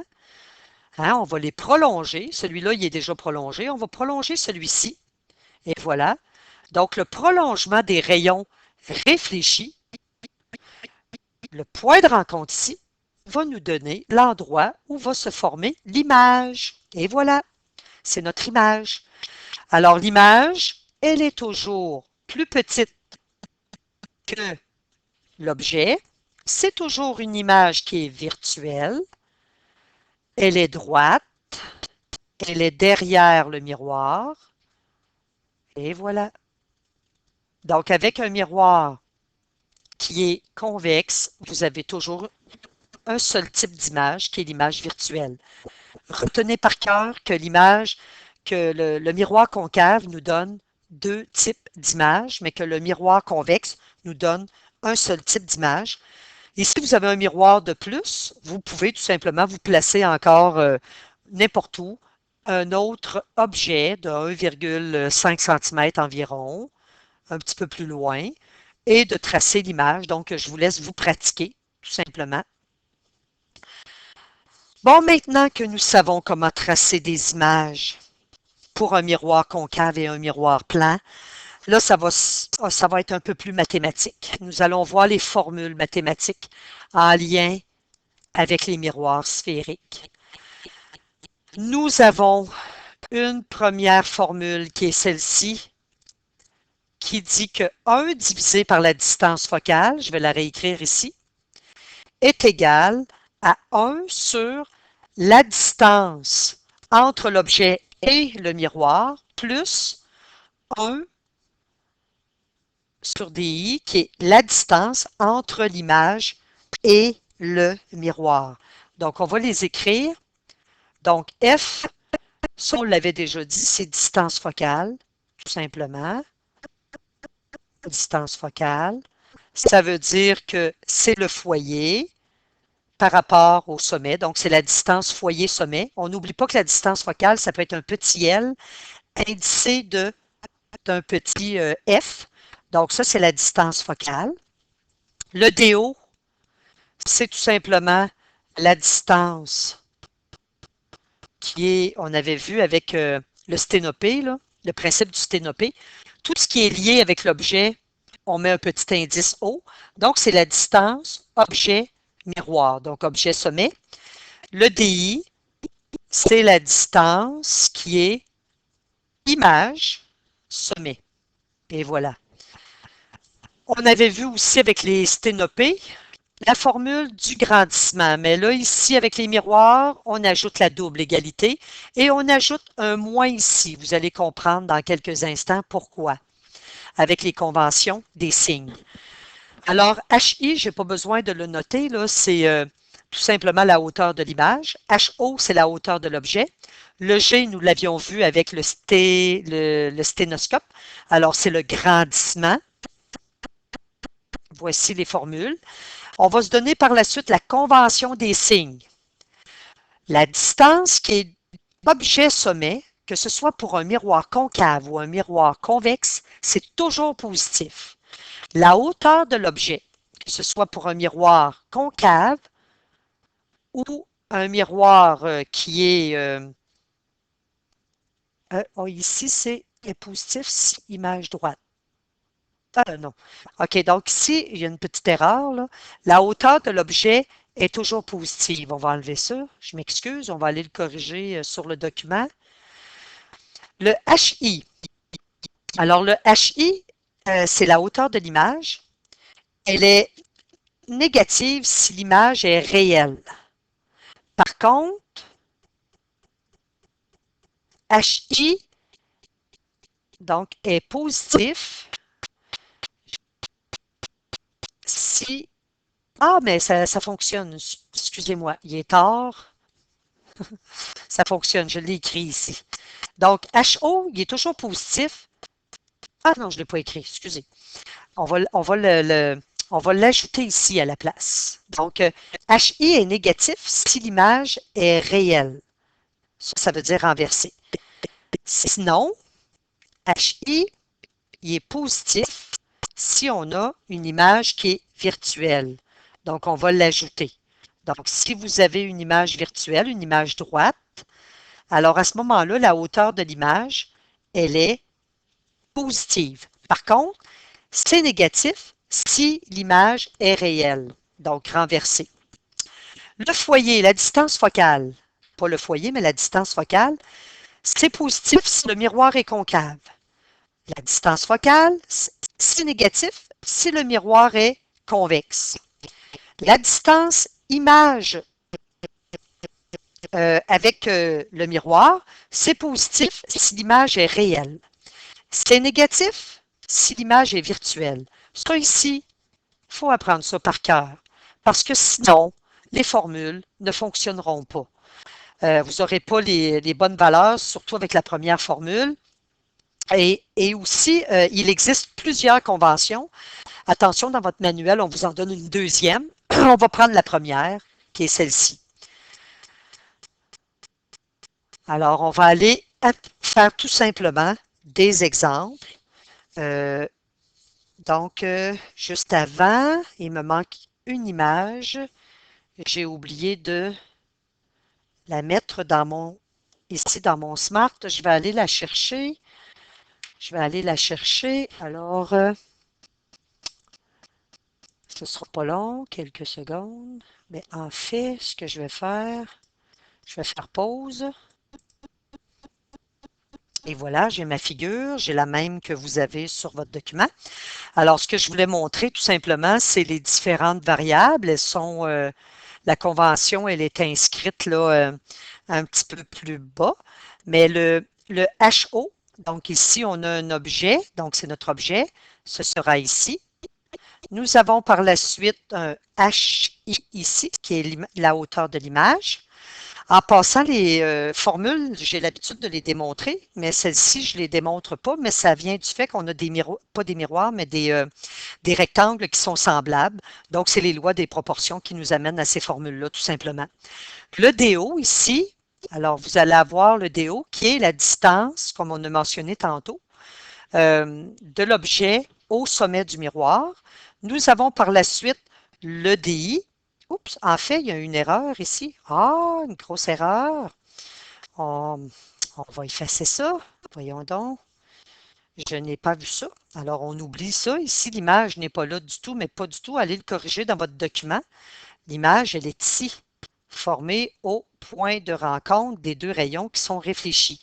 Alors ici, ça n'a pas rapport, là. Ah, je viens de voir ça. Je prends mes images sur Google, hein. C'est pas tout le temps des images qui sont bonnes. Alors, je vais aller régler ça avec le Photoshop tantôt.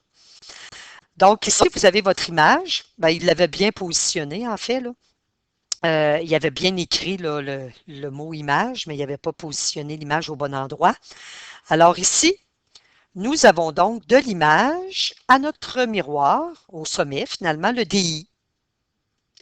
Nous avons par la suite le petit f qui part de notre distance focale, de notre foyer, c'est-à-dire à notre sommet, qui est le petit f, qui est la distance focale.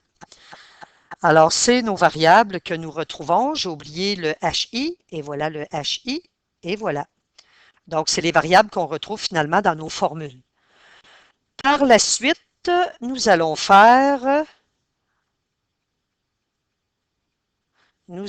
donc ça c'était la convention qu'on a vue tantôt.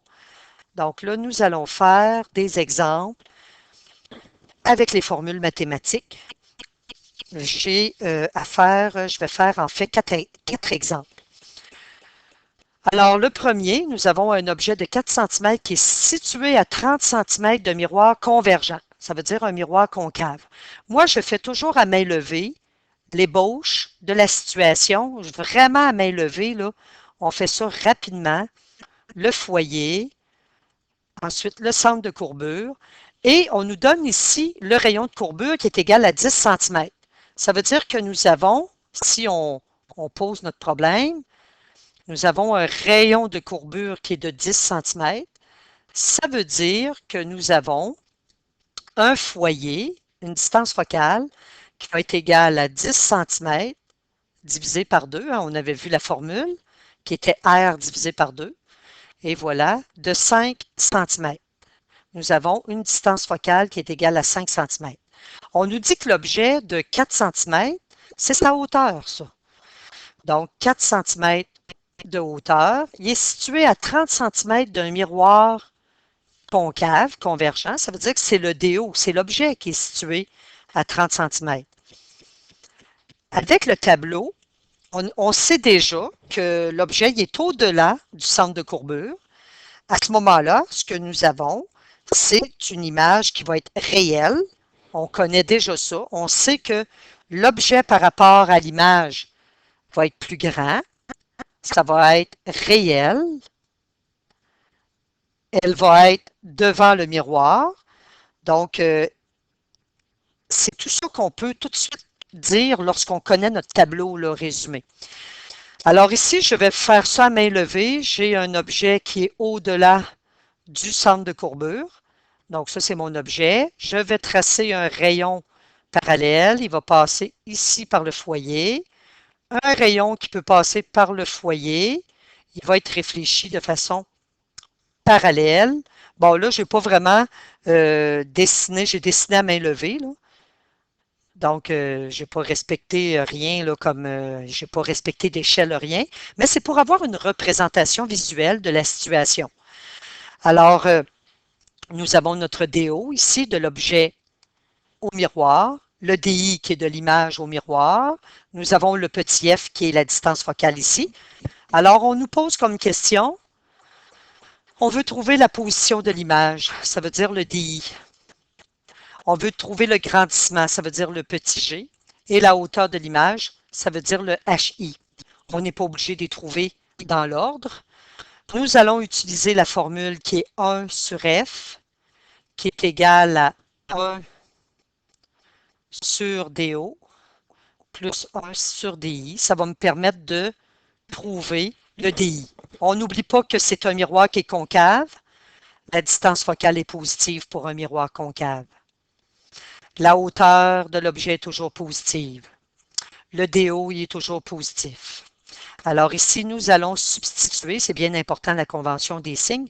Avant, on peut tout simplement au moins isoler le terme qui contient le DI. Nous avons en début d'année travaillé avec cette formule-là à isoler les variables et à faire les traitements d'unités. Alors, ce que vous pouvez faire tout de suite, c'est de substituer les valeurs. Donc, vous pouvez laisser tomber pour ne pas alourdir le problème, là, les unités, étant donné qu'elles sont inscrites ici dans la pose du problème. Nous avons, nous avons le DO qui est de 30, c'est égal à 1 sur DI. Utilisez votre fonction 1 sur X ou X à la moins 1 sur votre formule, sur votre calculatrice, pardon, et trouvez tout de suite votre DI qui va être égal ici à 6 cm. Donc, un DI positif veut dire quoi? Veut dire que l'image, elle est réelle, c'est-à-dire qu'elle est devant le miroir. Donc, ça veut dire devant le miroir. Votre formule, celle-ci, là, si vous avez une image qui est virtuelle, elle va vous introduire automatiquement le moins dans la réponse lorsque vous arrivez, par exemple, lorsque vous avez à calculer le DI. Bon, il commence à être tard, je déparle un peu parce qu'il est dépassé minuit. Donc, maintenant, on nous demande de trouver le grandissement. Le grandissement, nous avons la double égalité. Alors, nous pouvons utiliser tout de suite le moins DI sur DO. Nous allons substituer.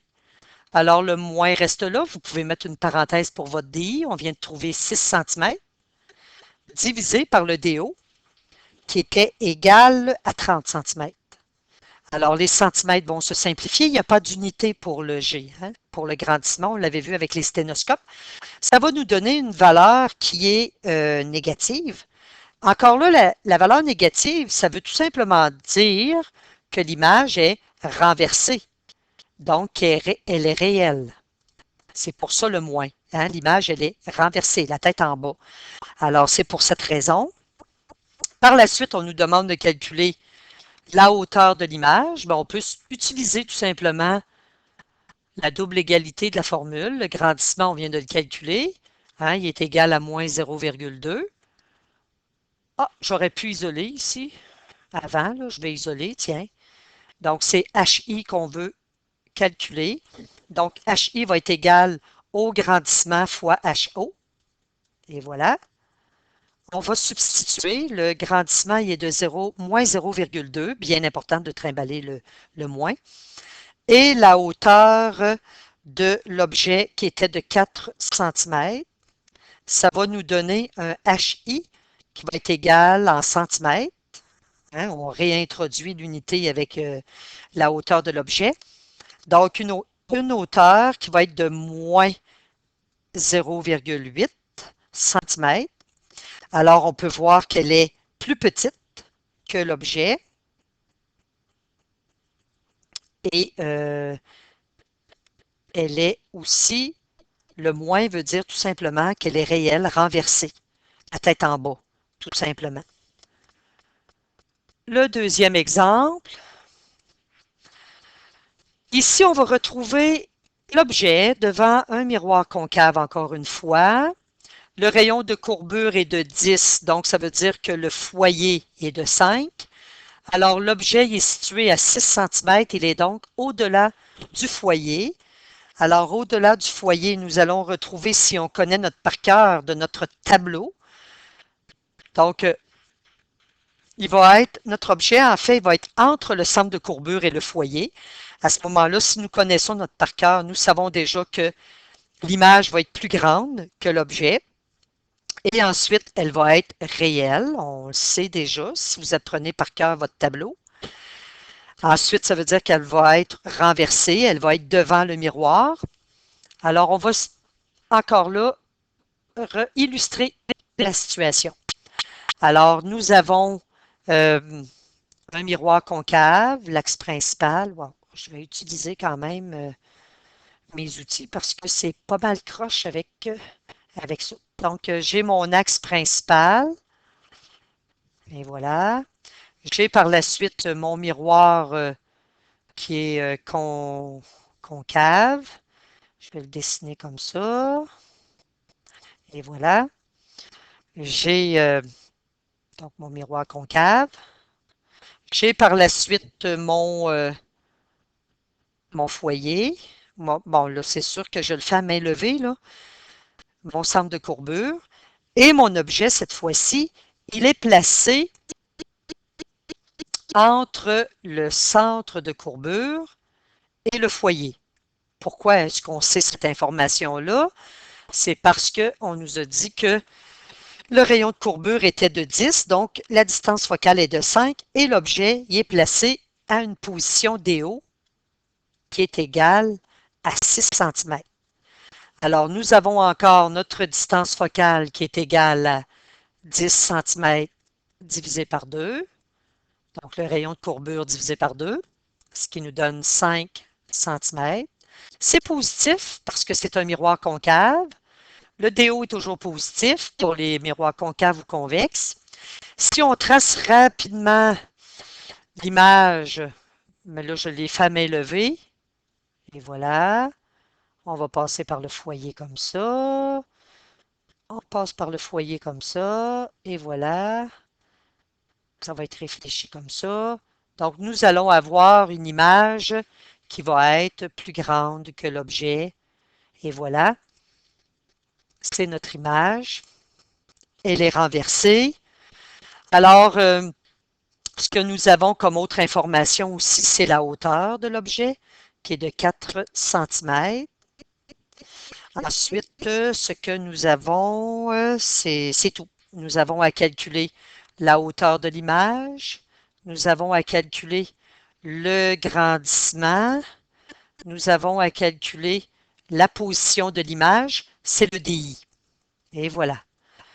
Alors, effectuons les calculs. Nous allons utiliser la formule 1 sur F. Les formules, on vous les donne dans l'examen. Elles se retrouvent sur une feuille de formules. Vous avez les formules qui sont reliées avec l'optique. Nous pouvons tout de suite isoler le terme A qui contient le DI. Et voilà. Nous pouvons tout de suite substituer. Alors, nous allons avoir 1 sur 5 cm moins 1 sur 6 cm qui est égal à 1 sur DI. Avec votre fonction 1 sur x ou x la moins 1, vous pouvez montrer tout de suite la valeur du DI. Donc, la valeur du DI va être positive. Ça veut dire que l'image, elle est réelle. Donc, lorsqu'on a un DI positif, ça veut dire que l'image est réelle. Elle est devant le miroir. On nous demande par la suite le grandissement. Alors, on peut prendre la formule moins DI sur DO, mais on peut prendre aussi HI sur HO. J'aurais pu calculer la hauteur de l'image avant, puis ensuite utiliser cette formule-là. Donc, vous avez une valeur pour le DI qui est égale à 30 cm et une valeur pour le DO qui est égale à 6 cm. Ça va nous donner un grandissement négatif. Le moins veut tout simplement dire que c'est réel. Donc, elle est renversée. Ici, le 5, ça veut dire que la grandeur de l'image, elle est 5 fois plus grande. Ben, l'image est 5 fois plus grande que l'objet. Allons vérifier. Donc, vous voulez calculer la hauteur de l'image. Alors, on peut prendre cette égalité-là. On peut prendre aussi DI sur DO égale HI sur HO. Nous allons isoler avant. Donc, HI, pardon, va être égal au grandissement fois HO. Et voilà. Alors, nous allons substituer le moins 5 fois la hauteur de l'objet qui était de 4 cm. Nous obtenons la hauteur de l'image, voyez-vous, de moins 20. Ça veut dire qu'elle est réelle. Ça veut tout simplement dire que c'est réel. Et le 20 veut dire que c'est, on peut le vérifier, c'est 5 fois plus grand que la hauteur de l'objet qui était de 4 cm. Un autre exemple. Alors, nous avons encore la même représentation, mais cette fois-ci, l'objet, il est entre le foyer et le sommet du miroir. Nous avons toujours un miroir convergent, donc un miroir concave. On va aller faire la représentation rapidement. Alors, je vais me faire un axe principal. On va aller illustrer la situation, en fait. J'ai mon axe principal. Euh, il n'est pas assez long. On va le rallonger. On va l'enlever. Et voilà. Donc, on recommence. La notion d'axe principal. Alors, je le fais comme ça. Je vais le faire un petit peu plus grand. Ensuite, j'ai mon miroir qui est toujours mon miroir concave. Vous allez comprendre pourquoi je le fais un petit peu plus long de ce côté-ci. J'ai mon foyer, mon centre de courbure. Ça, c'est donné là, normalement. Là. Ensuite, on a dit que l'objet, il était situé entre le foyer, hein, parce que le foyer, on sait que la distance focale du foyer, la distance focale de cette situation-là, de ce miroir-là, c'est 5 cm. Et l'objet est placé à 4 cm. Donc, on va avoir une image. On le sait déjà, avec notre parqueur, notre feuille, notre tableau, nous allons avoir une image qui va être virtuelle avec un miroir concave. Apprenez-le par cœur, je le répète. Lorsque vous avez une image virtuelle, vous avez toujours une image qui va être plus grande. C'est un miroir grossissant que l'objet. Donc, l'image est toujours plus grande que l'objet. Elle est derrière le miroir, elle est droite. Et c'est ce que nous allons observer à main levée, comme ça. On se donne un exemple à main levée. Donc, je vais aller tracer mon rayon ici, principal, qui est parallèle. Alors, son rayon réfléchi va passer par le foyer. Je vais prendre ensuite celui qui passe, tiens, par le centre de courbure. Le centre de courbure, il frôle ici mon objet. Il revient sur lui-même. Et voilà. Alors, on a dit d'une image qui était virtuelle.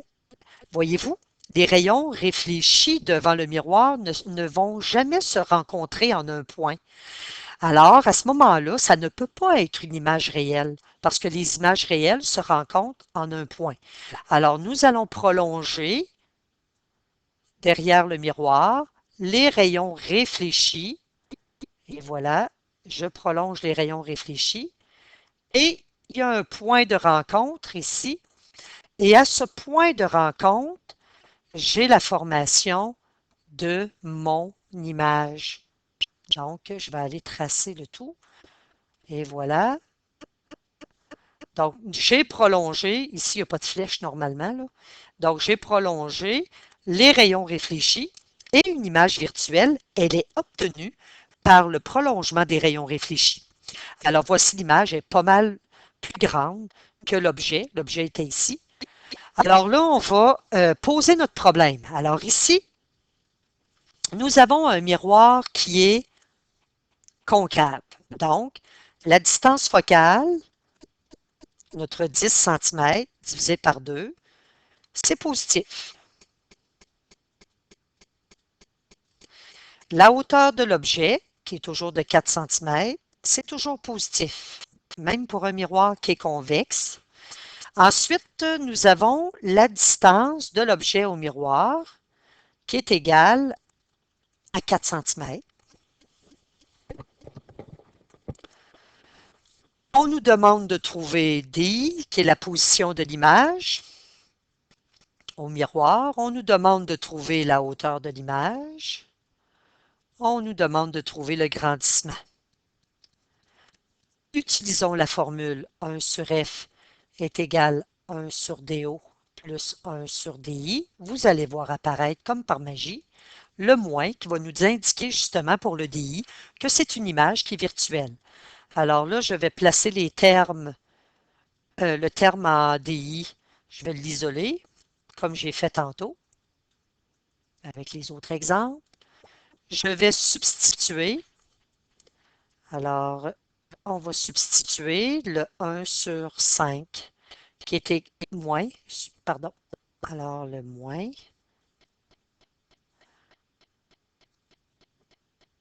donc moins 1 sur 4 qui est égal à 1 sur DI. Donc, utilisez votre fonction x-1 ou 1 sur x. Hein? 5, x-1, moins 4, x-1, Enter, puis allez rechercher x-1 pour avoir le DI. Et vous allez retrouver comme valeur une valeur négative qui va être de moins 20 cm. Juste un rappel, j'ai oublié de le faire tantôt, mais si vous avez des problèmes avec votre calculatrice, vous faites tout simplement pour ce problème-là, mettons 5, vous appelez votre fonction x-1 ou 1 sur x.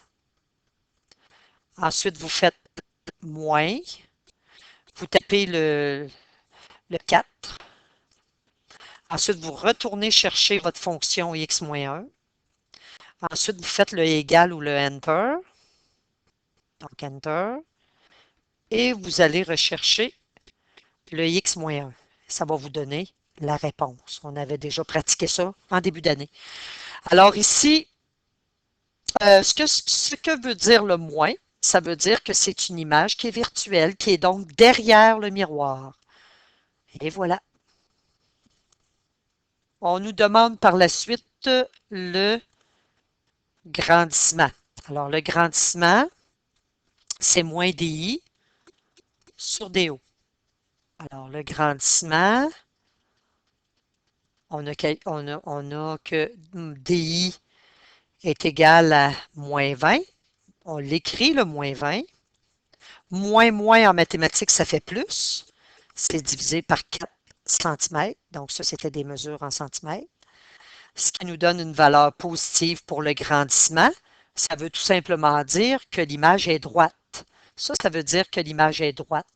Lorsqu'on obtient un moins pour le grandissement, comme tantôt, ça veut dire que l'image est renversée. Alors, nous avons ici une image qui est 5 fois plus grande que la hauteur de l'objet. Par la suite, nous allons calculer cette image-là. Donc, on va prendre HI sur HO avec notre grandissement, mais je pourrais prendre aussi moins DI sur DO qui est égal à HI sur HO. Alors ici, le grandissement, il est positif. La hauteur de l'image, c'est ce que je veux trouver. La hauteur de l'objet, c'est 4 cm. Alors, lorsqu'on va isoler, le HI donne plus 20 cm. Ça veut dire le plus là devant, c'est sous-entendu, on n'a pas besoin de l'écrire. Ça veut dire que l'image, elle est droite. Le dernier exemple, ici, cette fois-ci, j'ai un miroir divergent, donc un miroir convexe. Alors ici, là, on n'a pas besoin de faire 3-4 exemples. Le miroir convexe, le miroir divergent, nous donne un seul type d'image qui est virtuelle. Donc, une image qui est droite, qui est derrière le miroir. Donc, le miroir, on se rappelle que le miroir concave nous donne deux types d'images, les images réelles et les images virtuelles, mais pas le miroir convexe. Le miroir convexe nous donne simplement les images qui sont virtuelles. Alors ici, même chose, à main levée, je peux me représenter la situation.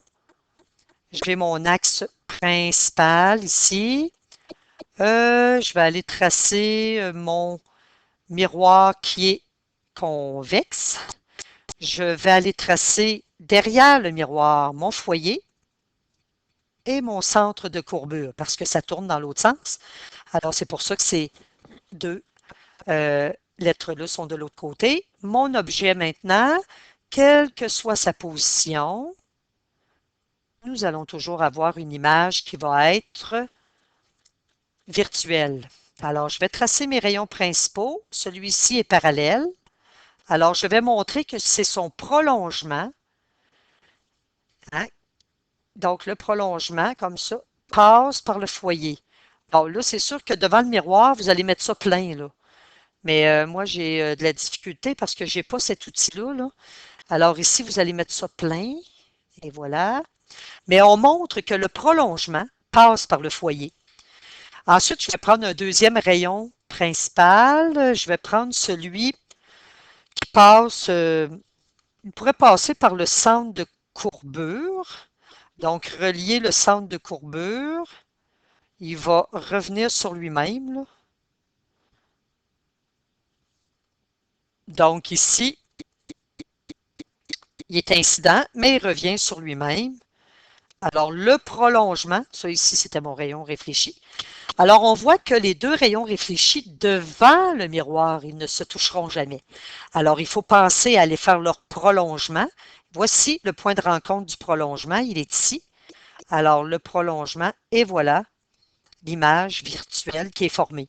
On se souvient, on l'a mentionné tantôt, avec un miroir qui est convexe, on a toujours une image virtuelle, mais qui va toujours être plus petite que l'objet.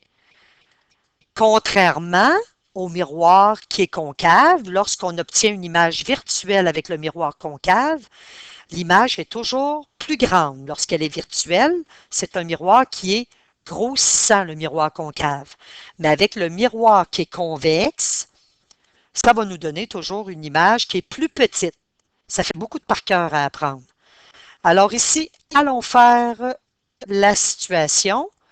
Nous avons un miroir qui est convexe. Alors ici, on nous donne comme information que le rayon de courbure il est à 10 cm. En fait, le rayon de courbure d'un miroir qui est convexe, il est aussi négatif. Il est derrière le miroir. Alors, si on veut la distance focale, c'est négatif tout le temps la distance focale pour un miroir qui est convexe. Allez apprendre vos conventions de signes. Alors, c'est toujours négatif pour un miroir qui est convexe. Le DO, il est toujours positif. Donc, le DO, l'objet est situé à 4 cm. Nous voulons le DI, le HI et le grandissement.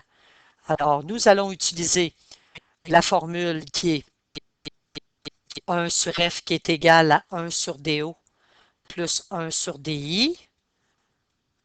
Bon, là, je vais passer l'étape. Là, on sait que le DI, lorsqu'on isole le terme qui contient le DI, ça nous donne ceci. Et voilà. Nous allons substituer nos valeurs maintenant. Alors, le F, on n'oublie pas de traîner le moins. Moins le DO qui était le 4. Vous allez avoir un DI en utilisant votre fonction x-1 qui va être égal à moins 2,5 et ça, c'est tout à fait normal parce que c'est une image qui est virtuelle.